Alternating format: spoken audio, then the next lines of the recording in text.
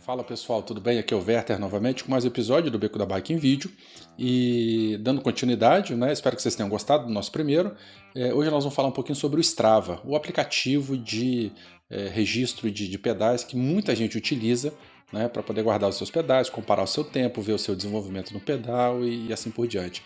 O Strava é muito mais do que isso, né? Ele também tem uma função muito interessante que é o de planejamento de rotas. Falamos um pouquinho disso, acho que se não me engano, no segundo ou no terceiro episódio do nosso podcast, em que o Pena fez uma cicloviagem e ele utilizou essa função de planejamento de rotas do Strava para poder planejar o caminho, para saber que caminho seguir ao longo aí da sua jornada aí de cicloturismo lá que durou, sei lá, 5, 6 dias.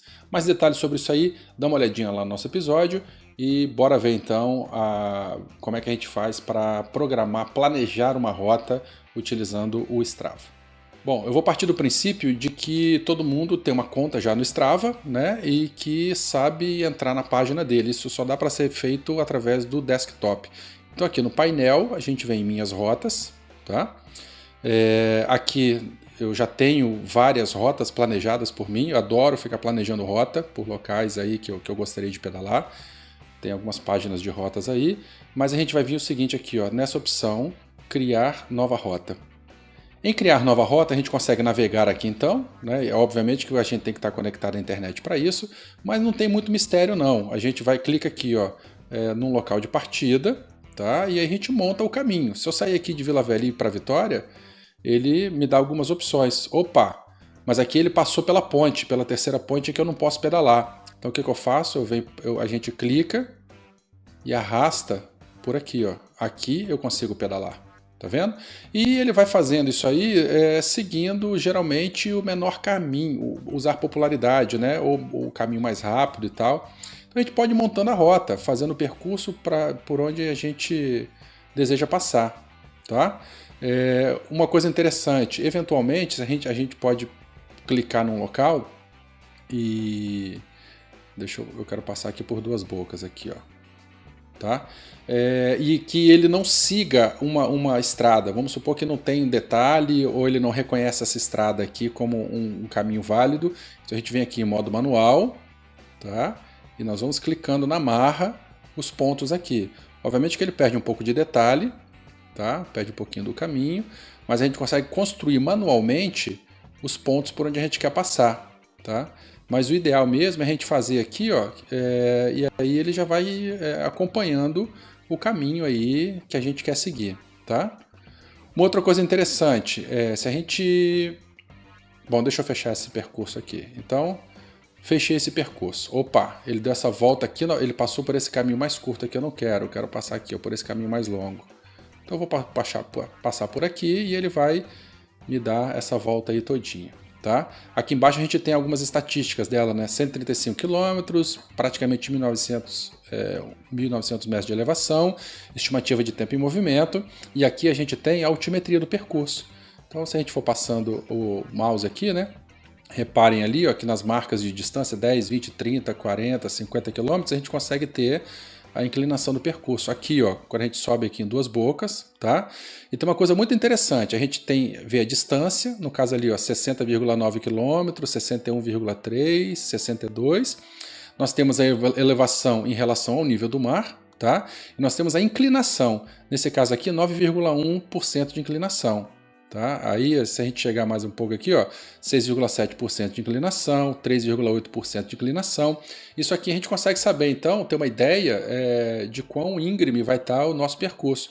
Ele calcula tanto a inclinação positiva quanto a negativa também, ó, a descendente aqui. Então, esse mapinha aqui de elevação é bastante interessante. Outra função que eu quero falar para vocês é o seguinte: fiz esse percurso aqui, mas eu quero passar por esse caminho aqui subindo o mínimo possível.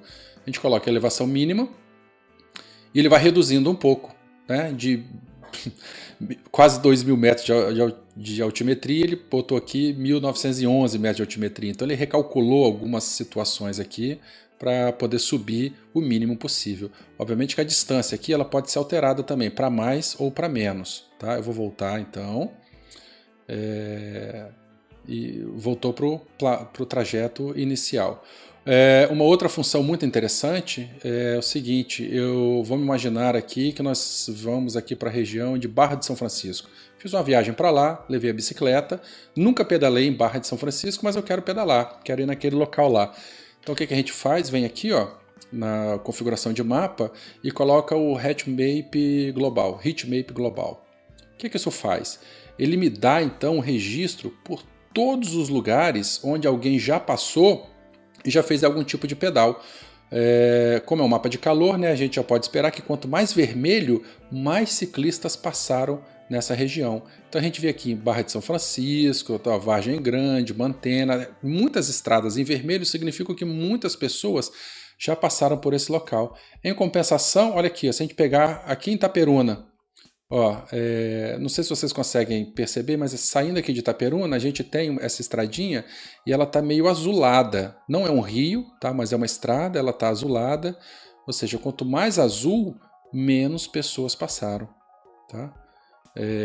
Isso é um indicativo, então, para a gente poder imaginar rotas que as pessoas pedalam mais ou alguns caminhos, né, que a gente queira descobrir para poder planejar alguma viagem. Então, por exemplo, aqui a gente tem essa rota principal aqui, ó, e a gente percebe na S220, a gente percebe que aqui tem uma estrada e que algumas pessoas já passaram, faz esse contorno. A maioria das pessoas vem cá e sobe, mas existe uma rota aqui que eu não sei quem fez, não sei quando foi feita, mas aí, ó, a gente percebe.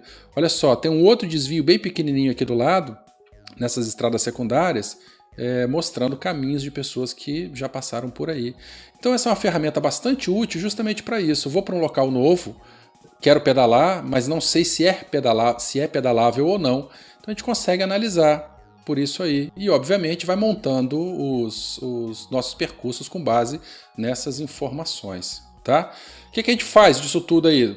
A gente fez a rota, só fazer um teste aqui, tá? Vamos lá, fiz uma rota, a gente salva a rota, coloca o nome obrigatório, a descrição, salvou, teste. Opa, teste. Vamos ver minha rota. E aí a gente tem que usar a rota depois, né? Então a gente está aqui, ó, então pode imprimir, pode exportar GPX, TCX, a gente pode editar, ou duplicar, ou apagar e assim por diante. Prometo que eu falo para vocês no próximo vídeo sobre exportação em GPX ou TCX. Então o que acontece? No próximo vídeo, então, se vocês gostaram desse, espero que vocês nos acompanhem. No próximo vídeo eu vou explicar como é que a gente faz para exportar essa rota do Strava e colocar ela dentro do nosso GPS, no meu caso no Garmin 520, tá? Mas é bem parecido, o procedimento é muito parecido com todos os GPS da linha Garmin, ou também como é que a gente faz para usá-la no nosso aplicativo de celular. Todas as rotas montadas aqui, elas ficam disponíveis para serem utilizadas lá no celular também, então você pode navegar, descobrir o caminho olhando para a tela do seu celular, mas isso é um assunto para o próximo vídeo, ok? Espero que vocês tenham gostado. Como eu falei para vocês, isso aqui é uma iniciativa nova do Beco da Bike. Faço o convite para quem não conhece que ouça os nossos podcasts, que são quinzenais, a gente fala tudo sobre ciclismo. No mais é isso, um grande abraço, obrigado pela atenção e bora pedalar.